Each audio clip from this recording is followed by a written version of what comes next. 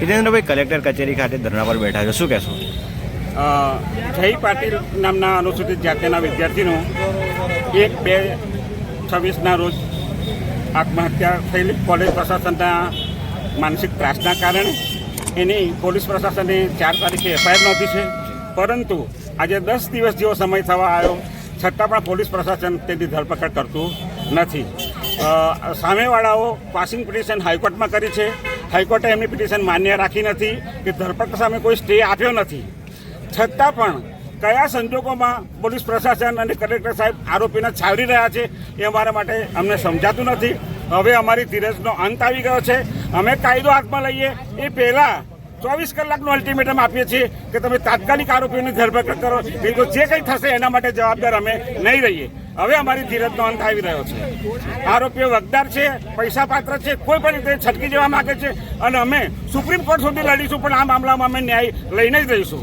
આવા કેટલાય બધા મામલાઓ છે કે જેમાં અમારા દલિત સમાજના વિદ્યાર્થીઓને આવી રીતે સંસ્થાનિક મર્ડરો થાય છે, એમને શૈક્ષણિક માર્ક્સમાં પણ અન્યાય થાય છે, નોકરીમાં પણ અન્યાય થાય છે અને આવી રીતે મેન્ટલી એમને હેરાન કરવામાં આવે છે. એટલે અમારી ખૂબ જ તાત્કાલિક માગણી છે કે ભાઈ આરોપીની તાત્કાલિક ધરપકડ કરો.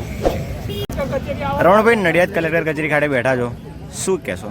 આજે જય ભીમ સર્વ સમાજ સંગઠન એક દલિત પરિવારના દીકરાને જે આત્મવિલોપન કરવા માટે જે મજબૂત કર્યા, ત્યારબાદ આજ સુધી પણ પોલીસ કોઈ પણ ધરપકડ કરી નથી. આજે 1 તારીખનો બનાવ છે અને સામેવાળા આરોપીઓ રૂપિયાના દબાણથી હાઈકોર્ટ જાય છે.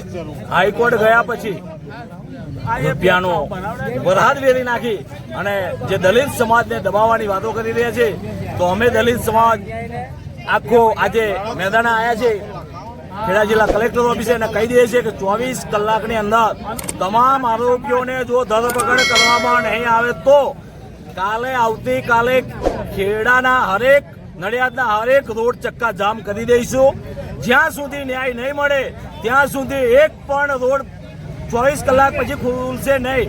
અને જો એમાં કંઈક પણ બનાવ બનશે તો તેનો તમામ જવાબદાર પોલીસ પ્રશાસન અને ખેડા જિલ્લાના કલેક્ટર સાહેબ રહેશે. આ મારો ચોખ્ખો અહેવાલ છે કે 24 કલાક તમારી કરે છે આરોપીઓને પકડવા અને 25મો કલાક ગુજરાતના દલિત સમાજ પાસે છે. જય ભીમ.